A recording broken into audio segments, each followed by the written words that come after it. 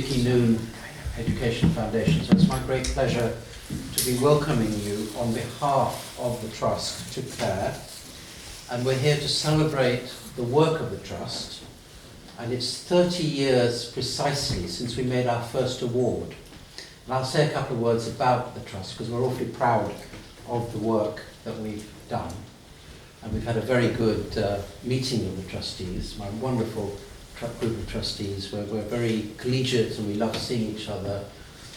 Wish we could see more of each other, but we're scattered all over the globe. But tonight we're also here to salute two of our trustees, that a band of brothers and sisters, who are retiring. And one of them is Nicholas Barrington, who has been with us for 32 years. So those of you who have been paying attention, I said that it's 30 years since we made our first award, but he's been a founder trustee for 32 years because legally we were founded 32 years ago, but we were finally in a position to make our first award 30 years ago. We're also saying goodbye to Rosemary Raza, who's also been a very wonderful trustee. And I'll say a word about both of them in a moment. But first of all, this is just to welcome you, friends, supporters, scholar. We'll hear from our scholar a bit later on. And you've come from all sorts of places, as far away as Oxford, London, all over Cambridge, Karachi, Islamabad, Lahore, and other places. So we're very pleased that you're here with us. Let me say a word now about the Noon, and it's often quite hard to capture what we feel is our achievement or the achievement of the Trust. So what I did was I just looked a little bit in our files and got a few quotes. Rehab Khalid, who was a scholar in 2015, described her award as the gateway to a life-changing experience. Sabha Khan, who was here in 2007, said it was a larger-than-life experience which turned dreams into reality. And Tanya Rashid, a scholar from 2013, said, "It has enabled me to go back and serve the people of my country."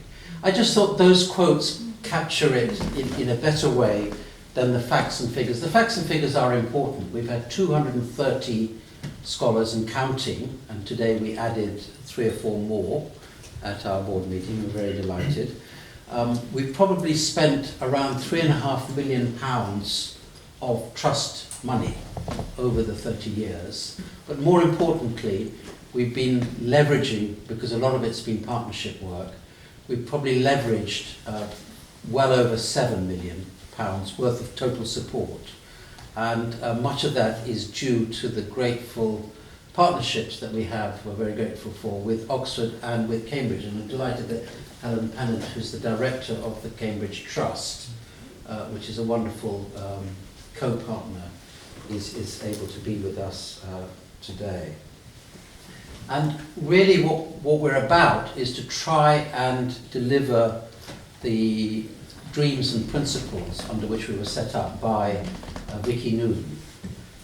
And some of us met her and knew what a wonderfully energetic and committed philanthropist she was. And she believed in these 2 principles, and Nicholas will say more about her because he knew her very well. One was that she wanted to maintain the links between 2 countries that she got to love. Although she was originally an Austrian, she got to love Britain, the UK, and she absolutely got to love her country, what became her native country, Pakistan, and was actually a minister there of tourism and a great kind of activist and philanthropist and good doer.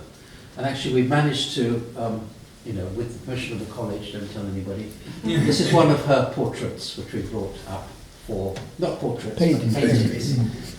So Sorry, I was gave it going to to say me. the portrait has been slightly demoted briefly, and there we've got. So do admire that. I mean, and it's sort of it's a gift via Nicholas to the trust. So it'll stay with us, and we're delighted to have it with us. And the second principle was simply to give brilliant young Pakistanis the chance to develop in the way that I described with those quotes.